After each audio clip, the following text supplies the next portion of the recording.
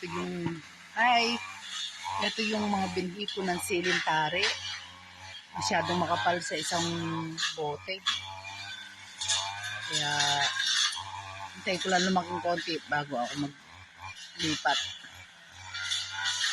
Pinunla ko lang yan dyan. Sobrang kapal. Ayan, oh, tingnan mo.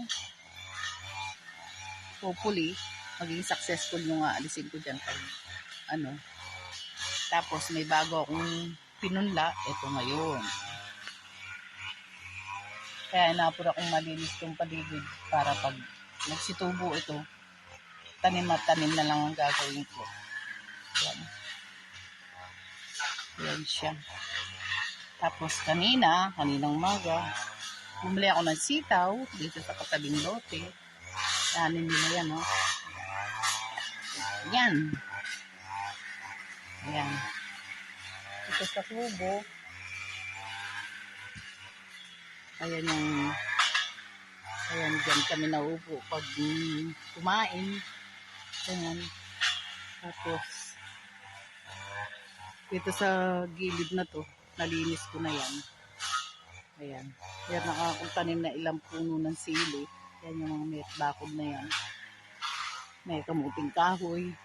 Tapos dito, mayroong saging na lakatan yan. Tapos mayroong punla din ng sili. Ayan, nakikita siya. Ayan, sa loob. Umubo siya. Nilagyan namin ng kahoy na maliliit para hindi makatkal ng ano. Sa loob. Ayan. Ayan, dito sa taas. Antay ko lang umulan. Tapos, ano na to, taniman ng sili. Puro sili ang tatanim ko dyan. Ayan yung tubo. Ayan. Di pa siya totally tapos, pero pwede na mag-spend the night dito. Hanggang doon sa may nasusunog na manggang itinumba na yun. Hanggang doon yung ano, tapos isang lote pa yan yung minamawer ni Kuya Boy. Ayan.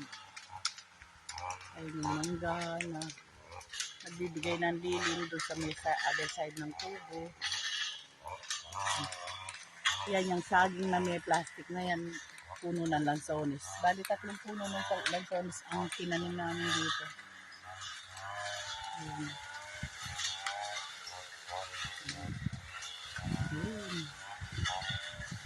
Okay. Bye.